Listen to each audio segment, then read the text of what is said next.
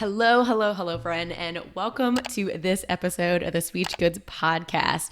On this episode, I have an amazing guest. I think you're just going to be absolutely tickled pink by her because I was completely tickled pink by her.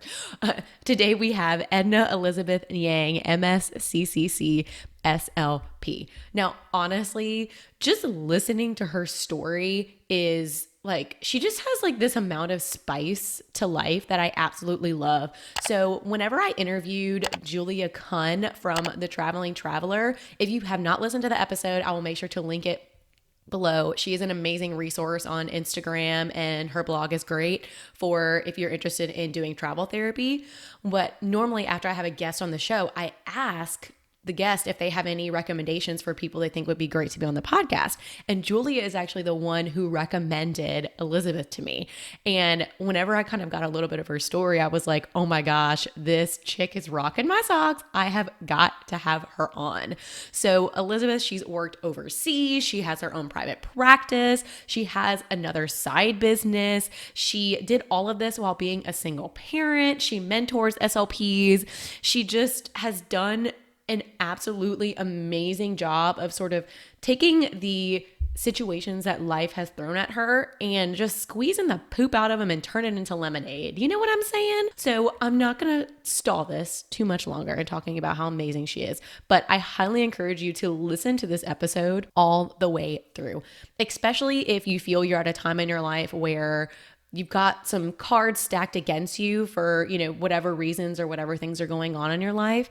I think this is going to be a really inspiring story for you. Okay, let's get to the talk with Elizabeth. Hello, hello, hello, Elizabeth. I'm so excited to have you on the show today. Hi, Danny. I'm so happy to be here. Yes, and if any of you are watching on video, just like Elizabeth, like your smile just radiates the entire room. Like I don't know if anyone's ever told you that.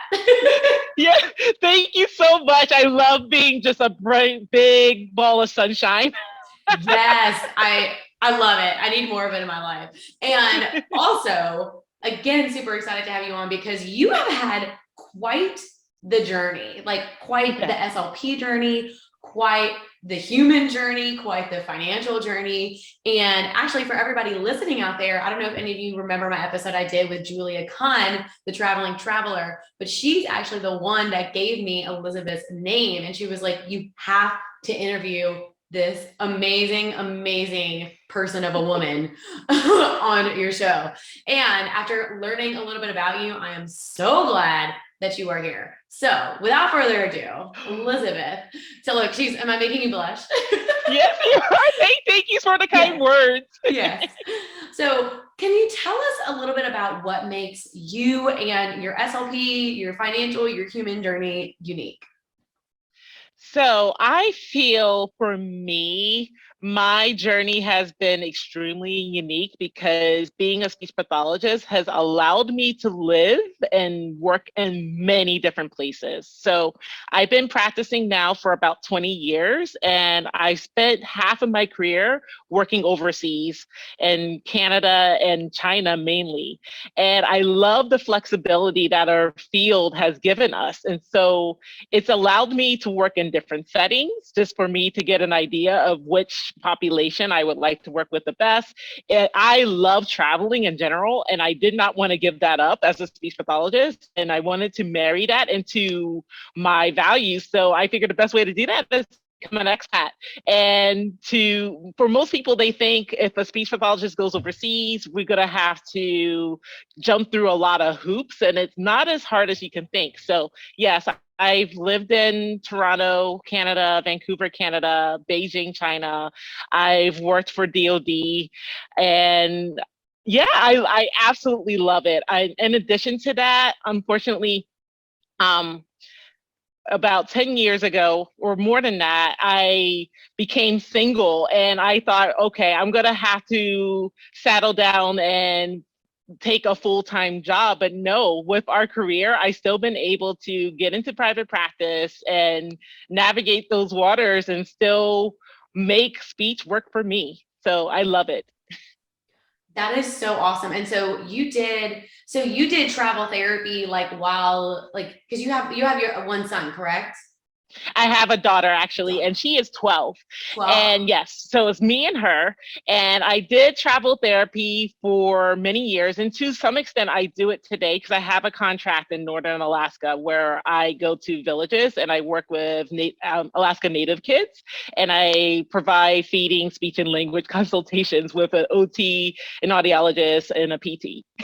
Like how do you just do all these things, Elizabeth? Seriously. I'm a nomad. It sounds absolutely crazy, but I love learning about other people and seeing things. And so I took a traveling contract back in 2017 in Fairbanks. And when I was living there, I got hooked up with another SLP who worked in these remote areas, and she referred my name and I got hired on. And so even though now I'm in Nevada, I still go up there every 2 to 3 months for 2 weeks and provide services. And it's great. So much fun. Wow. So can you take us back? So you've been a speech pathologist for 20 years.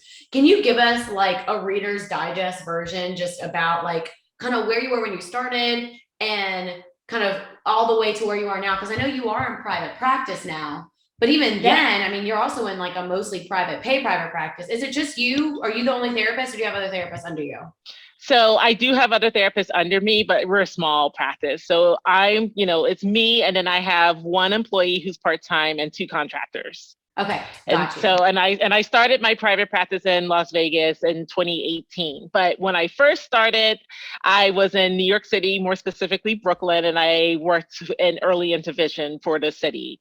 And then I did that for 2 years, and I absolutely loved it. But I wasn't loving going into the homes, and so, but I didn't want to give it up. So I then went down to part time, and I started working in the hospitals. And I worked in the hospitals in the peds area as well as the adults, and I enjoyed that too, but I wasn't loving the productivity and the fact that if I wanted to take a vacation day or if I was sick, I was told repeatedly I have to make the day up. And I was just kind of disillusioned with that because for me, a key value in my life is having a work life balance. And I found as much as I love New York City, I was spending way too much time working and less time living. So I started to look to see if I could work overseas. And I ended up applying for jobs in the UK and Senegal because I speak French and in Canada. And I ended up getting jobs in all those places, but I chose Canada because I figure it's still close to home. Where if there was an emergency and I needed to get back to my parents, I can get home within a couple hours. So then I moved to Canada. And from there, I started off in the hospital. And after a few months, transitioned to like an outpatient private practice. And I absolutely loved it. I loved the flexibility of making my own schedule. I loved the clientele that I worked with. And it gave me that first taste of what private practice is like. And even though I was an employee, I got to see a little bit behind the scenes of what the owner would go through and the pay and whatnot. And I did that for 3.5 years. And that's when I had my daughter. And then that was also during the Great Recession. So this is 2008, 2009 time.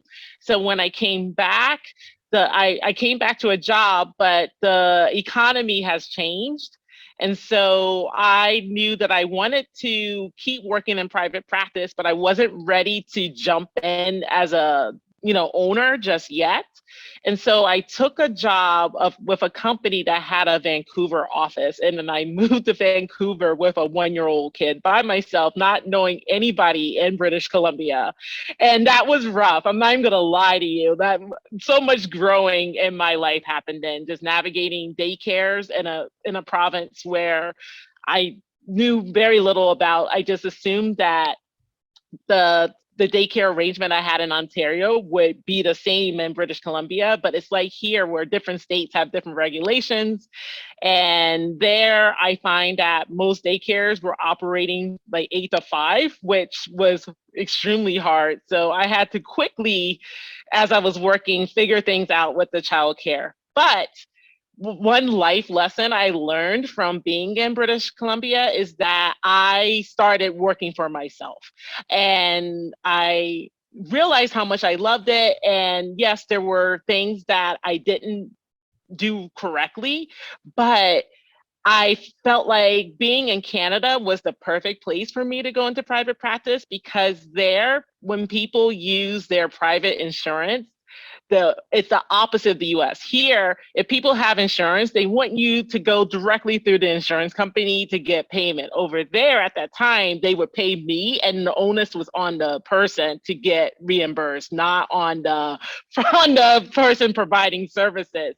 So that was Oh. perfect for me because I could take insurance, but I didn't have to take that ownership of the billing side of the insurance. And so I grew a practice and I learned about the marketing and I grew a really profitable practice. But me being the Rolling Stone after a couple of years, I wanted to move on and do something else. And so I was looking to go to Asia and I applied, for jobs and even received one, but unfortunately my dad got sick. So I moved back to the DC area and took a job at a outpatient private practice in the DC area. And once again, it was a great experience. It gave me a lot of experience of mentoring and supervising other people within our same discipline, so other speech pathologists. But like I said, being an expat again was calling my name. And so then I went to China where I was the director of therapy services. And at that point, my daughter was 5. Once again, that took me extremely out of my comfort level because I moved to a country where at that point I knew very little Chinese and it's a homogenous society. So, in America, we're used to seeing people who do not look like us and people who have different cultures. Over there, China even Beijing is a huge city. We're talking over 20 million people. Everyone looks like you. And so because I don't look, I'm not Asian, I really underestimated how much attention I would get from being there and my daughter being there. But there's a lot of positives too, because my daughter picked up Chinese very quickly. And it was interesting for me to work in a setting where we provided, it was like PT, OT, speech, nurses, doctors, audiologists, and we were from all over the world. So even though I worked in for a Chinese healthcare company, we operated in English and in Chinese. And it was interesting to see how well our philosophies were on early intervention, what our philosophies were on feeding.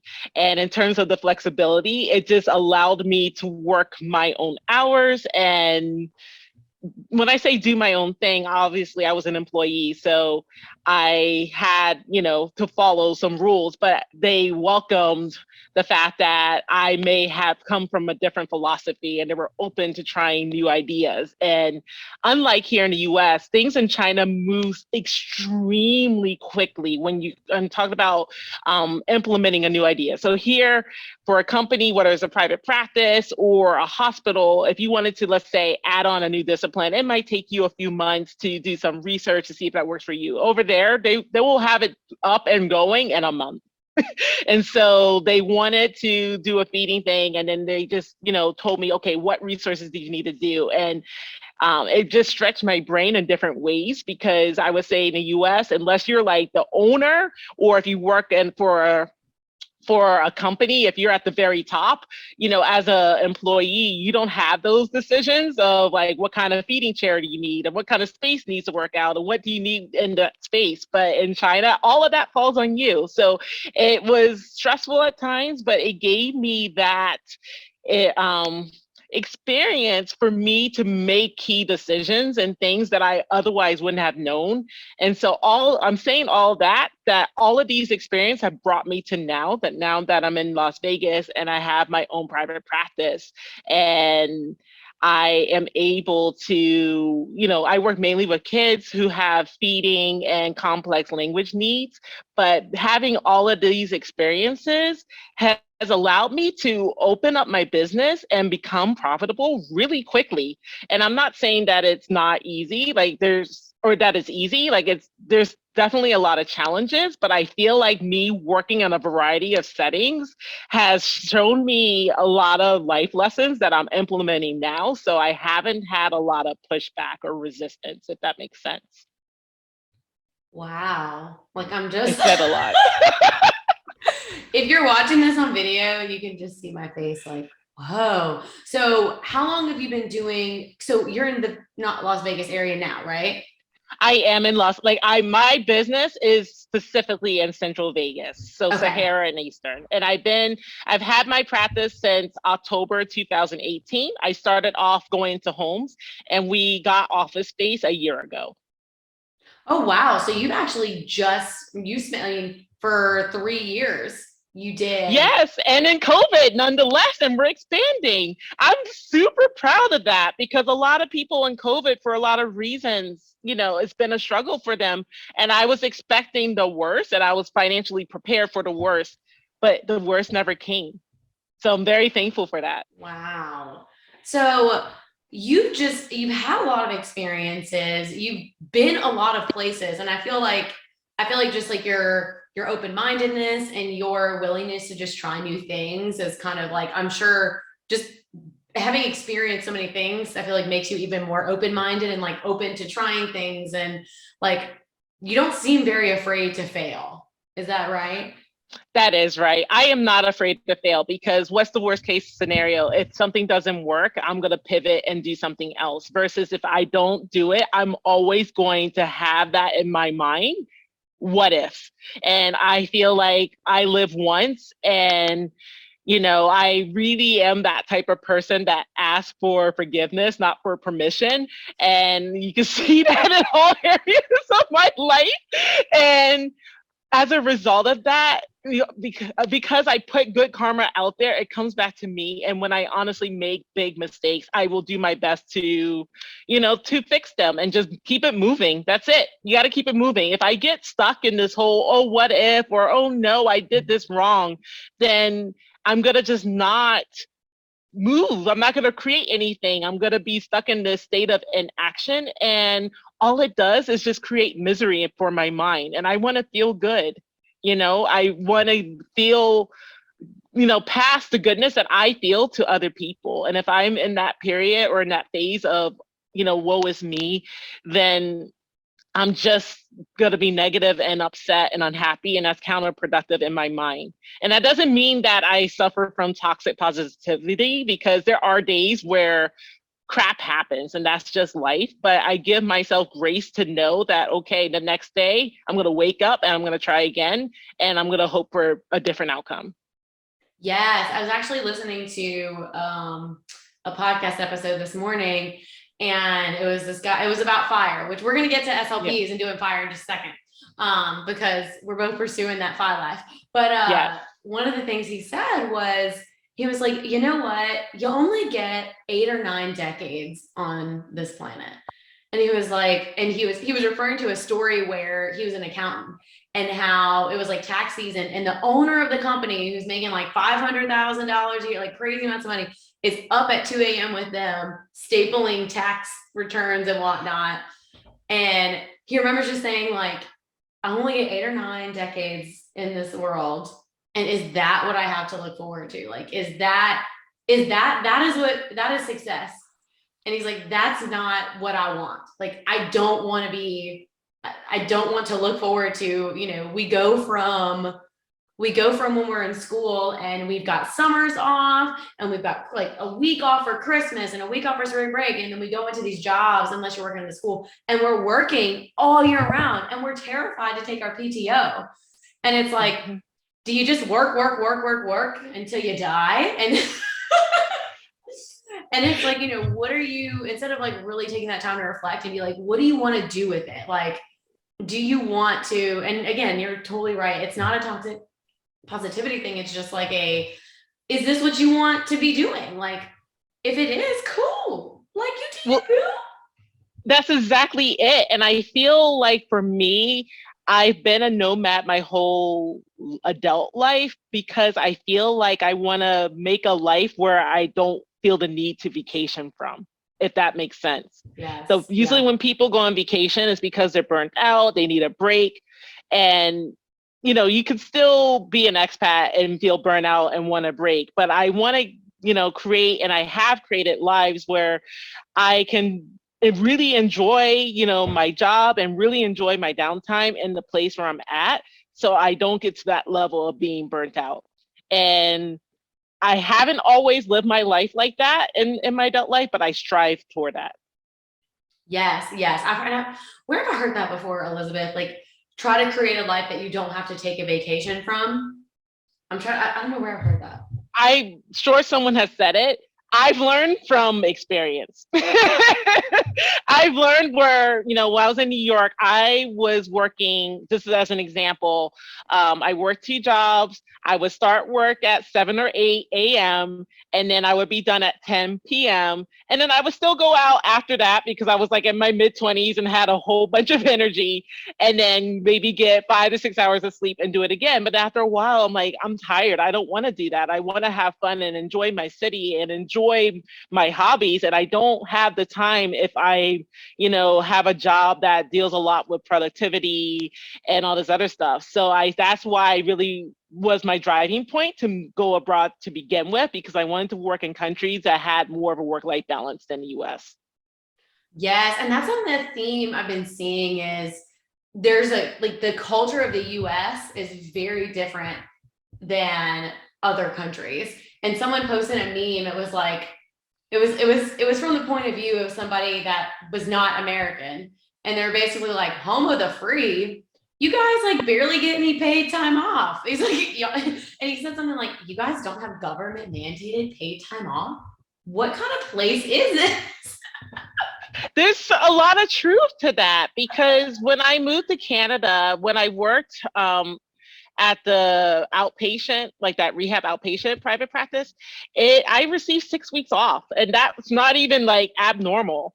That's pretty standard for healthcare workers. And this was like I'm talking about 2007 or 8. So this is not even recent times. And then even like when I worked in Vancouver and I worked for myself, I just really set up my practice in a way that I could take at least 3 to 4 weeks off at a time. Like in 2012, I traveled for 6 weeks with my daughter to see family in Senegal and Western Europe.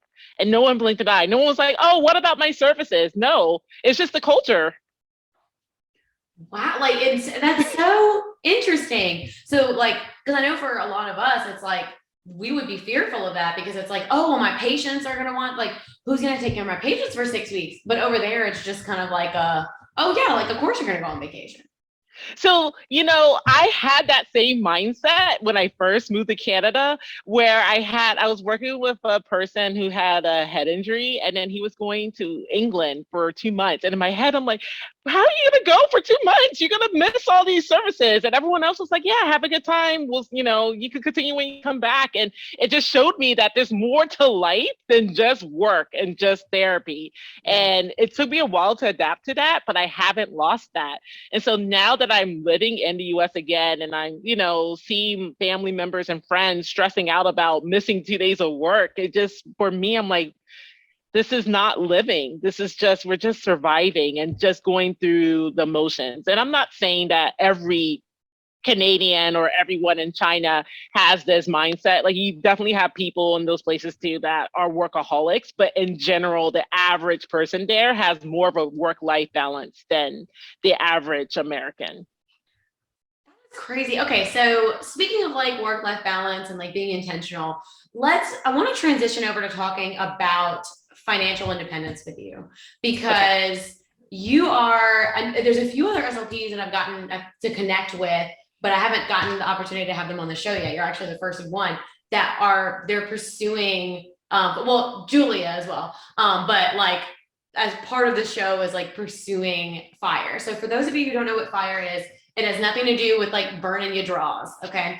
FIRE stands for financial independence, retire early. There's also a little bit of a movement to change the R that says retirement to relax, financial independence, relax early. There's a couple other things where like you can become coast fire where you get to the point where you don't need to add any more money to your investments, and you'll be able to retire at a regular age as a millionaire, but that means you also don't need to be making as much money at that moment. There's like lean fire where you retire early but you live on like a small amount of money. There's fat fire where you retire early and you live in a large amount of money. Just a few things, just so you know what they are. So you, Elizabeth, you started your fire journey as a single parent. First of all, you Yes. started your fire journey as a single parent, and you also didn't start till you were almost 40. But yet, aren't Yes. you on track to retire like in your 50s or retire at 50 or something like that? Yes. So I really got serious with this movement when I was, let me see, it was 2016. So I was 37. And I'm going to just tell you a little backstory.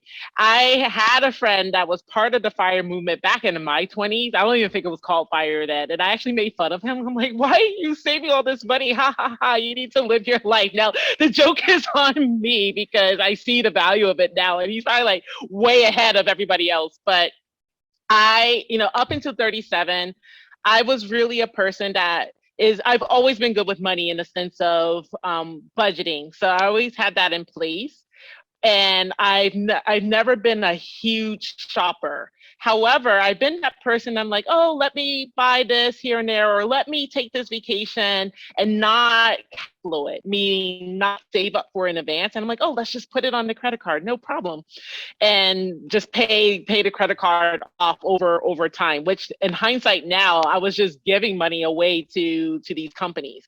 But the reason why I'm bringing all this up is when I went to China. China does not have an easy way to move money from China to the United States. It's a real big pain. And so it involves a lot of fees. There's just no way around it unless you're working for an American company. And so after a while, I kind of got lackadaisical with my bills over here. I'm like, oh, I'm going to be abroad anyway. Who cares if that, falls behind? I don't care. It's not that much. I will deal with it. And my mom's like, well, your credit's going to drop. And I'm like, I don't care, mom. I'm not in the US. I'm not trying to get another credit card. Well, joke's on me because my dad got really sick in late 2016 and I moved back pretty abruptly. Unfortunately, he passed away a few months later, but I moved back to take a role in his care and just to be closer to him. And I came back to like my credit score being in the very low 400s and having about $18,000 worth of debt and not being able to open anything. Like even my bank account was closed. Like I'm being very transparent because like don't do what I do. I was just kind of like my head was in the sand, like, oh, whatever. I'm not planning to live, in the US again. Always make my first suggestion for anyone, whether you're an expat or not, like always prepare for the worst. Even if you think your situation's never going to change, you just never know in life what can happen. And there you go, you might be there. So coming from that mindset, I was still like in avoidance. I was just in an avoidance state of mind, and I was in depression just because of the things going on with my father and the relationship that we were having at the time, and me just abruptly coming back to the US and not even sure of what I wanted to do. But then one day I'm like, okay, I have to put my big girl panties on because I have a daughter and she didn't ask for any of this. And so I calculated how much I owed, and then I started creating a plan to get out of this. So what I ended up doing, I got one of those online bank accounts. It's I don't even remember the name of it. I think it was Simple. And so I started with there. And then I started working to, cover the debts. And then with the credit cards, I settled, I did a settlement with them. And then I wrote a letter to them saying, if I settle with you, will you delete the history? Now, most of them did not, but two of them did. So that jumped my score right then from like 400, like I think it was like low 400s to 600 even. So then at 600, I was able to get a Discover card. and I wasn't using it much, but just to establish like a consistent pay history. So I did that, and then that jumped my score from 600 to 650. And then at that time, months are going by, so things are getting older. And then what I took a traveling job. So at this point, I'm in Alaska, and the traveling job paid well, and I am truly, reduplicating expenses because I had a home base outside of DC. And I knew then, I'm like, okay, I'm good in terms of covering my debts and saving money to have an emergency fund. But that's when I first started hearing more about fire. It was through this Facebook group called Dream Catchers. And then I thought, you know what? The way I like to live is that I don't want to work until I'm 70, but I'm not bringing in enough money for me to, you know, retire earlier. So I knew for myself, I either had to earn more money or cut expenses. And at this point, I cut everything that could be cut, girl. Yeah. Like I was not eating, not eating out. Yeah. Like there was nothing more to cut. I needed to have a phone. I needed to have a place to stay. So I'm like, okay, I got to earn more money. So what I ended up doing is that even though I had a traveling job, I took a second job as a speech pathologist and I banked the whole money. Like everything I earned, I just put it towards investments. And was I working a buttload? Yes, but I calculated if I did that for a year and 3 months, it will get me a really good start. And by the time I did that, I went from by the end of those 15 months, I went from a negative net worth to having about 50,000 in the bank. And that was just me doing 2 extra days of private practice. So in my head, I'm like, okay, I'm earning more money doing private practice. It's time for me to really get into private practice again. But this time, me be the owner. So I moved to Vegas.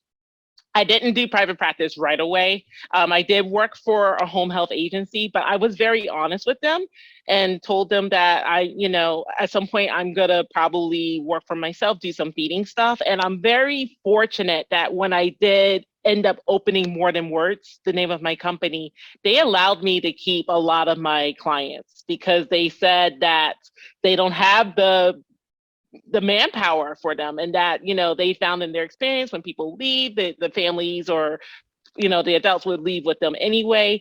So that got me started, and I realized not everyone has that leg to go with, but I really attribute that to the fact that I had a really good relationship with that owner.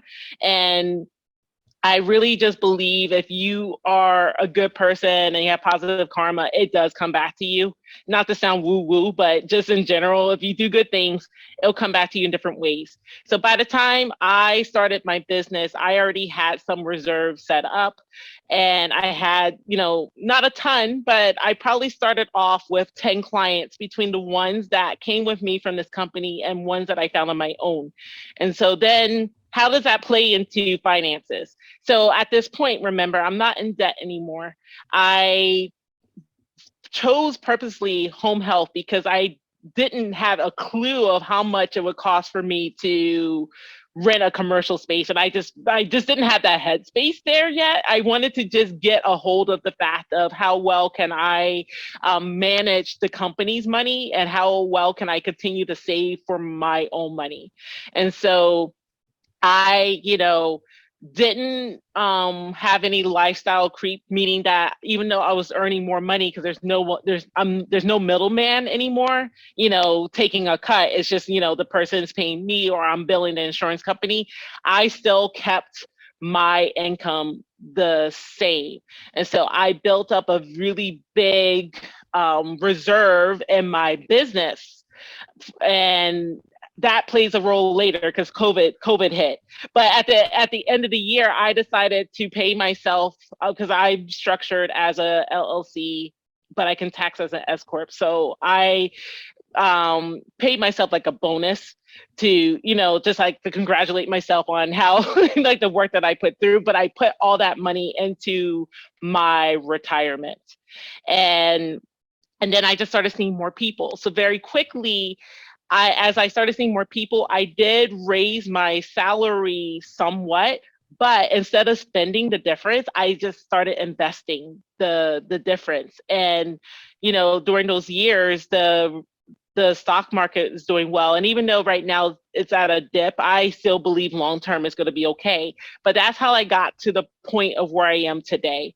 So just to kind of recap it, it's like I chose to go the route of getting my act together, of being honest with what was going wrong with my finances, being clear with the credit card companies of what I could pay off. I did a settlement. I did a pay to delete, which worked with a couple places.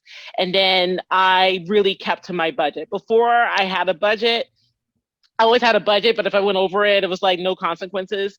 But I switched to a cash based budget where if I'm done, I am done. And that got me on the path where I'm at now. I feel for me, the reason why I'm telling this story is because in 2016, when I came back from China and I realized how big of a hole I was in financially, I stopped posting online. I was so ashamed to even tell close friends and families that I had like very little to my name because I just felt like they were gonna judge me like, oh wow, but you're a speech pathologist who makes all this money. Like, what happened that you went from that to like no money, and how are you in this amount of debt? And I feel like by talking about it, it's good to let people know who are not in a good financial place that you're not alone, and it's more common than you think. But a lot of people don't want to share their low lights online, and I didn't at the time. I'm not gonna lie to you, I didn't. I just was mute, but I was stuck in that inaction that I said to you earlier. And I feel like in hindsight, I made that situation worse because I didn't act for months. Where if I just decided then and there, like, okay, my situation really sucks, but I'm gonna do something about it, I would have gotten out of it a lot faster. I said a whole lot. Well, and I think, and I'm sure you can speak to this too, of just sometimes I feel like you'll get to this place, and I felt this way before too, where you want to do something and like, it's something that's good for you, but like you just feel kind of paralyzed and overwhelmed. And I think that's Yes. how a lot of people feel when it comes to finances, or like when I talk about, like, I'll get DMs all the time about like they feel overwhelmed with managing their money or overwhelmed with investing. Like, what would you say to them? Like, what would you say to that person who's just like, I just don't even know where to start? Okay, so for someone who has debt, where to start is to figure out how much debt you have. I know it sounds so simple, but if you're like me, I spent months without figuring it out because I was too embarrassed. Like the shame and the fear really overtook my life. But I also knew that if I can't even calculate how much I owe, how can I manifest in my life that I want to earn six figures? Because if you can't even manage $500, how can you manage $10,000? How can you manage $100,000? How can you manage $1,000,000? Yeah. One day, and I didn't even learn that for someone. It just came in my mind one day, and then I just got over that. So then I really took small steps. I'm like, okay, day one, calculate how much it is and sit with it. Day two, make a step, like prioritize who you're gonna pay off first versus last. Fortunately for me, my student loans were paid off, so that's not part of the equation. I realized, a lot of people have student loans, and my heart goes out to them because I'm just going to keep it real. Like, a lot of people have a hard time wanting to pay back student loans if they feel like they didn't get their full investment out of them. Yeah. But I didn't have that issue. And so for someone that is debt free and they want to invest, I wouldn't even say I'm the investment guru. I just read A Simple Path to Wellness, and I did some research online. I love that book. It's a great book. It literally, like, I've recommended this book before, but just for everyone out there, A Simple Path to Wealth by J.R. Collins, I think. Yes. He talks about having FU money, and he talks about like Vanguard and index funds. So if you have any questions about that, you can get that book for like $10, or you can get on Audible. So just letting them know. Sorry. Or even from the library, you know, if you're really like wanting to save money. But that book kind of helped me. And the author is very much about VTSAX and just index funds. And so when I'm saying I'm investing, I don't want you to think I'm like like I'm online trading different stocks. I just don't have the skill set for that. And I know that. So I personally use Vanguard, and I personally put a lot of money into VTSAX. I have a couple other stuff. But when I say investing, that's what I mean. I just have this pool of money and I put it in that particular pot, and then I watch it grow and forget about it. One thing I will suggest, and I still do this, even though my credit is a lot better now. I still, when I save money, so I'm talking about my emergency fund, and my personal emergency fund is at $25,000. And so when I first started saving, I noticed if I had it in one bank account, as soon as I would save it, if I felt like I had a minor emergency, I would use it. So I started putting like different amounts in different accounts that would take 1 to 2 business days for me to access it. And I would have it set up that when I would get paid, it would automatically go to these accounts. And so you could do it 2 ways. You could have it where when you get paid direct deposit, you can have it set up where on these days it will go automatically. But I did one step better. I have it set up where literally I get paid to 3 different bank accounts.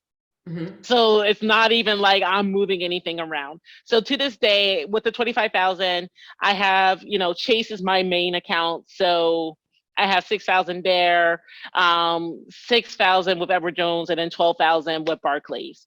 And so the reason I have it set up that way is if I have an emergency that's here in Las Vegas, I can physically go to the bank and withdraw the money.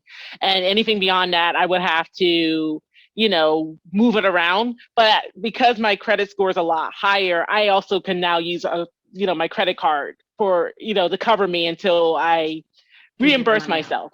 Yeah. Yes. But back then I didn't have any credit, girl. So I didn't have a credit card. So that was not an option. But even now, like, and this is what I tell people about credit cards, like, do not spend money that you do not have with a credit card. Like, whenever I swipe the credit card, I'm spending money I know I have. I just personally, like, the credit card we've actually gotten a lot of great, like, travel rewards and points with it. And I've used my points for rental cars and flights. So I enjoy it. But anything that I'm swiping that card for, I still have money for that in the bank.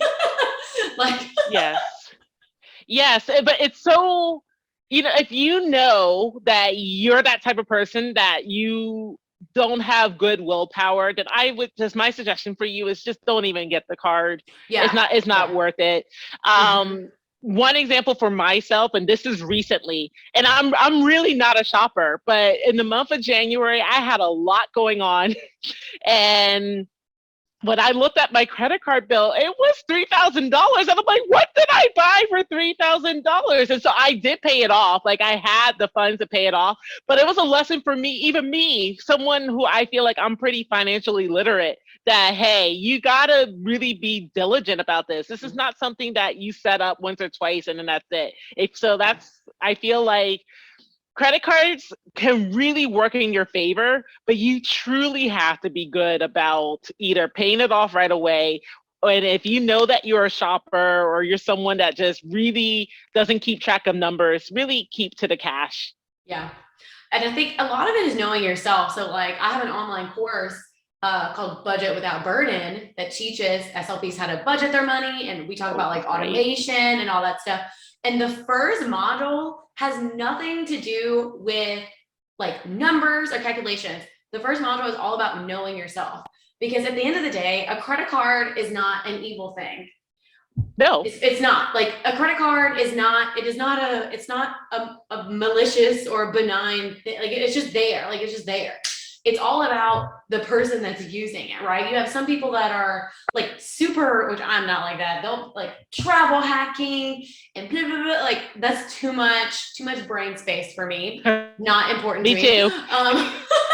But then you have some people who they just, at least, maybe it's this season in life or whatever. They just, maybe you don't have the self-control for it, and that is okay. But knowing yourself well enough to set things up. So like for me, that emergency fund, I'm not like you, Elizabeth. That emergency fund does not tempt me at all. Okay. Like, and the way me and my husband are, I don't know why this is how we are. We really only ever like our checking account is really all when we're spending, that's really all we're looking at, right? And so we purposely, like, some people will recommend putting like a 1 month of expenses in your checking account. I don't do that. I put less than that. We always have like a minimum, and I've talked about this in the course too. We have like a minimum of like $1,500 that we'd like to have in there. Because if our checking account is like too fat, I start feeling spendy. I know, I'm with you. I'm exactly with you. It's fine. So like when I start seeing it around that 1,500, I'm like, okay, I need to chill out. Now, granted, we have a lot of things. We have our bills coming out. We do automatic transfers to our savings accounts. We have automatic transfers to sinking funds, saving up. Like it's all like we're still saving up for vacation, but all that stuff's automatic and out of sight, out of mind. That's good though. Right. But like it's not like it's bad that we don't have 1 month of expenses in our checking account. It's just like we know that's when we get spendy. Is when I start seeing like $4,000 and $5,000 in my checking account, like I get a little antsy. No, I hear you. And even though it wasn't my checking account, but it was my credit card, it's like when I started using it in January, I generally pay mine off every month. But for whatever reason, in January, I was using my credit card more. And just by the way, I'm someone that when it comes to food and some utilities and stuff, I do put it on my card so I can get the points and then I will pay it off. But then there were times where I didn't have my bank card. So then I'm like, oh, I'll just put it on the credit card. But then I was just really lost track of it until I got the bill. I'm like, whoa. Yeah. Yeah. And it adds up fast. Like it really, really does. And I think that's how no one goes out. I mean, even you, Elizabeth, you didn't go out and say, today's a great day to get in some credit card debt. What you think? Like nobody goes out to do that. I think we just sort of like fall into these things, and like you have no idea how many times a day, like within the SpeechGoods platform, I hear, I just didn't know. Like I just didn't realize. Like I hear that probably most often. Yeah, that was the case with me. Okay, so with my debt, it was a combination of a few things, but a big factor was my being inactive, like being indecisive. Because when you're indecisive and you have a lot of debt and you let it default, then you're paying all these late fees and whatnot. And so when I was paying things off, with companies that wouldn't accept me to do a pay to delete, I realized I'm paying off some poor decisions. And I'm not talking about the poor decisions for why I used the card to begin with, but poor decisions because I chose not to make a decision. Because if you don't make a decision will be made for you. And sometimes it may not be good. So that was a learning lesson for me in the future to not get to that point where I'm indecisive. Yes, yes. Now, I want to like take us back a little bit, because you didn't start this financial independence thing until you were a bit older. So I know that I have had like comments on Instagram and things like that from people who, they're not 25. Like they're like, what would you want to tell them if they're starting maybe in their late 30s or their 40s and they're just hearing about FIRE, but they feel like it's too late? Because it's like, well, Joe Blow retired at 30 and I'm 7 years old, whatever. What would you tell those people? So I would tell them, because I am that person, that it's not too late. Because no matter, let's say you're 42, that's my age right now, and you know that you want to retire slightly early. I would first calculate what your number is. That way you have something concrete to work towards. Because if you don't even know what your number is, it's going to be abstract in your mind, and then it's just easier to say, oh, this is a fantasy. It's never going to happen to me. I feel like there are many people, especially right now, who are in their, let's say, middle-aged years that are working towards retirement. And calculate what your number is. Consider passive income. I didn't mention this before, but a large reason that I'm able to the path to retire in my early 50s is because I set up different income streams. And I think for a lot of people, they feel like, well, I don't have a lot of skill sets, but it could, look to do things, look to fulfill a need in your community. So in my case, I own a couple ATMs. It doesn't involve a lot of labor on a monthly basis, and it brings me well over four figures a month. So that's just one example. If you want to, if you're in your older years, just figure out what your number is. Try to bring in more income if you can.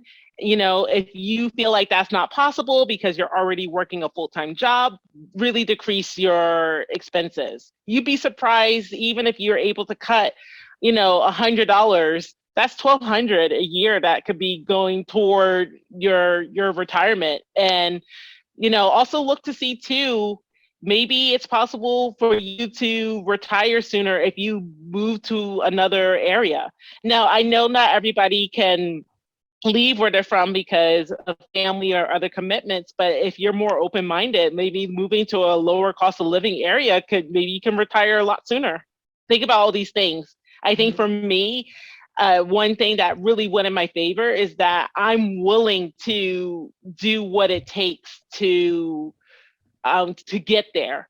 So I'm open to moving. I'm open to having different income streams. I was open to, for a short amount of time, taking a second job and dedicating all of that money toward paying off debt / putting it toward retirement investment purposes.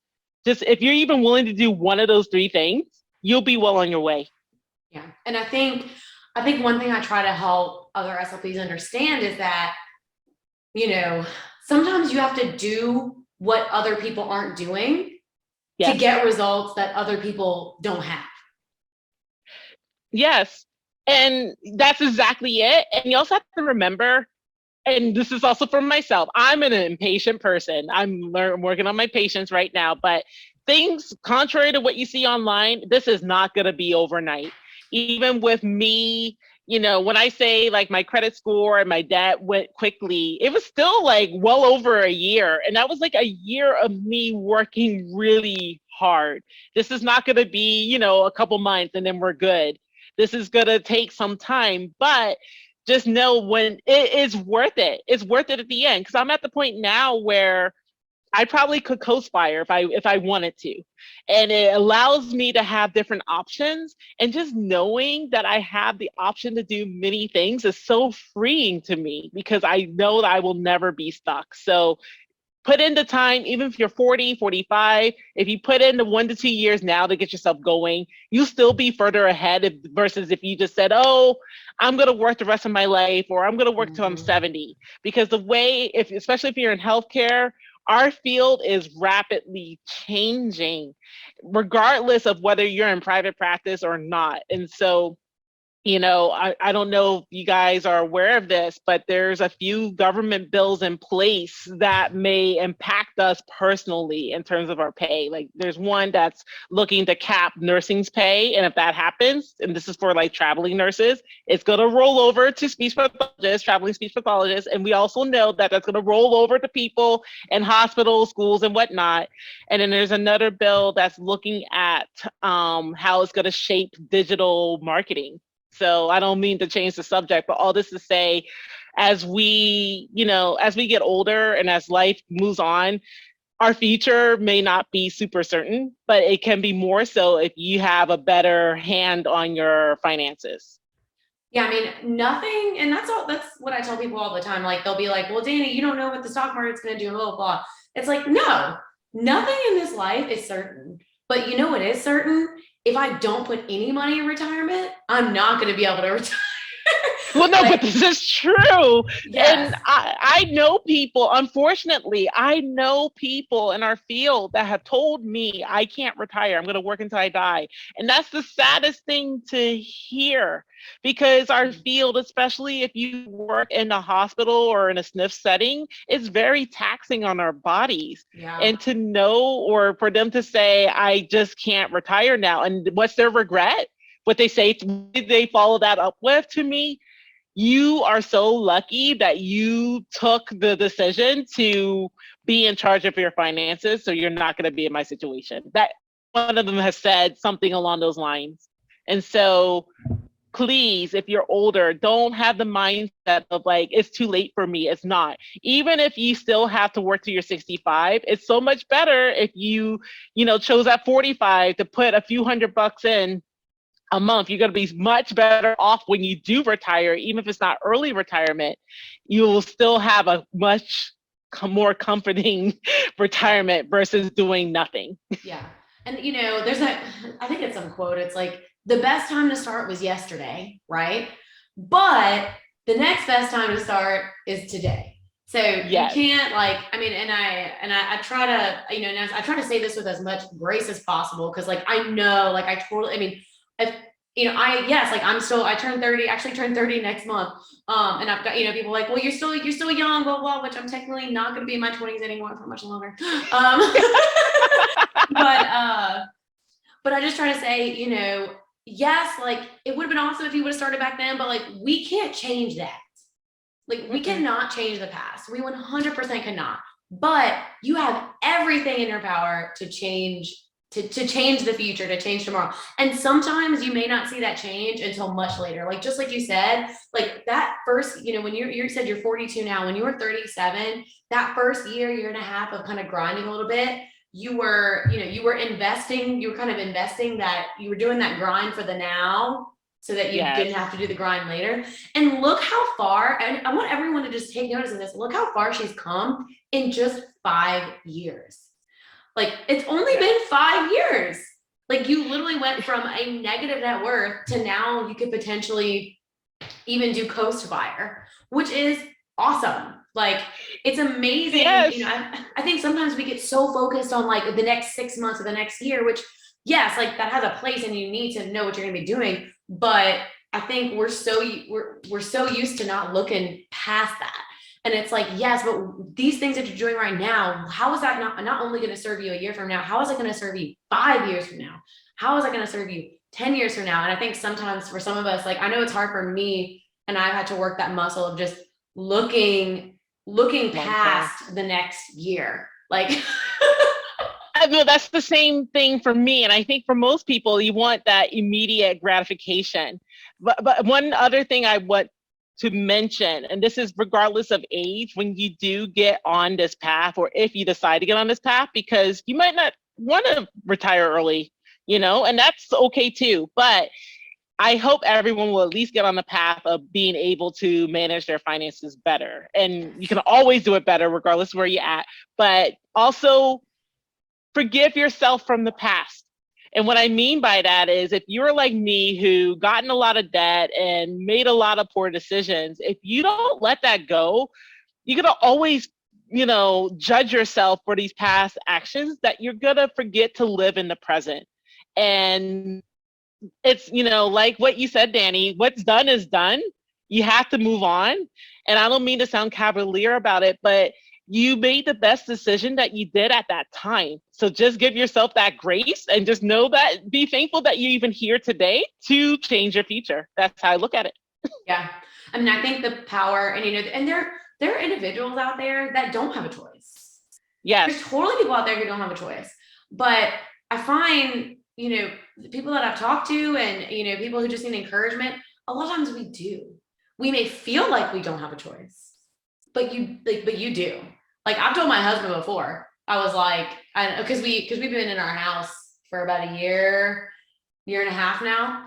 And I've told him a million times, I will sell this house before I am stressed out about money. I will sell this house in a heartbeat. And of course he's like, no, you're not selling my house.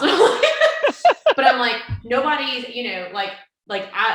that is where for me in my mindset, that is where my priority, that's where my priorities are. And I think people and I use the selling the house example because I feel like that wouldn't occur to some people. They feel forced into all these things. And it's a lot of times we feel forced, but we're actually not. A lot of times it's the expectations of others and our culture around us that makes us feel forced into things. But you do have more choices than you typically think that you do. You do. And I think it's ego and pride. And I don't mean that as a bad thing, but it's like when I say ego, not from other people, but within ourselves, thinking like, oh my gosh, I've fallen so far. If I did this, I just can't imagine. Like, I moved to Alaska not because I necessarily wanted to, even though I am up for an adventure, but at that time, there happened to be a lot of jobs there as a traveling therapist. And my desire to get out of debt was higher than dealing with minus 30 temperatures. I'm like, I'll get a cute coat, get some nice boots, I'll rock it and keep it moving. And I did. See, girl, I don't know. I'm tropical. I don't know if I can do minus 30. You'd have to pray for me. But you know what? I get it. I get it. But I'm like, you know what? Going here, I got a really good contract. I calculated how long do I have to do it for? But I actually ended up really liking Alaska. And I wouldn't have known otherwise. So you never know what can look like an obstacle can be a blessing. Yes. Well, Elisabeth, I just am all fired up after this conversation. Like, all right, I'm going to go do something, but probably do the same things that I've been doing. But, but just thank you so much for just chatting with me. You are such an inspiration, and it is an honor to have you on here to just tell your story. And I know that there's people who are listening out there right now, feeling a little fire lit under their booty. Because just like you said, if you can do it, if Elisabeth can do it, why can't you, whoever you are listening to this right now or watching? That's exactly it. If I could do it, you can do it too. It just takes little steps that you can take every day. Yes, baby steps. Well, before I let you go, so I can be respectful of your time, Elisabeth, is there any last words of advice that you want to give to SLPs, OTs, PTs, other healthcare professionals out there listening, especially those that just feel very overwhelmed and discouraged, or just kind of don't know where to start? So I have two pieces of advice. One is more general. So I feel like life is really short. So if there's a trip you wanted to take, if there's a city you wanted to explore, if there's a contract you wanted to take, just do it. Worst case scenario is you don't like it, and you'll have that experience to help you navigate your next decision. And for a financial point of view, calculate how much you want to save, calculate what your debt is, and find an accountability partner. We didn't talk about it, but I had one, and that helped me quite a bit. And having one accountability partner and moving more or less in silence will have you get to your goals faster. Yes. I don't have anything else to add to that. I don't. I don't have anything else to add to that. That's when you know it was a good solid piece of advice, when Danni doesn't have anything else to say. Well, thank you so much, Elisabeth, for coming on and being your fabulous self and sharing your smile and your story. And I hope you have an amazing rest of your week. You too. Bye. Bye. Thank you so much for listening to this episode. Be sure you are subscribed so you can continue to get more no fluff content from me. And I would really appreciate it if you took a small amount of time to leave a review for the podcast. It really helps to boost it in the search engines and ratings, and it allows me to continue to produce this content for you and get this message out there to other SLPs and healthcare professionals. And as always, happy wealth building, and go do the dang thing.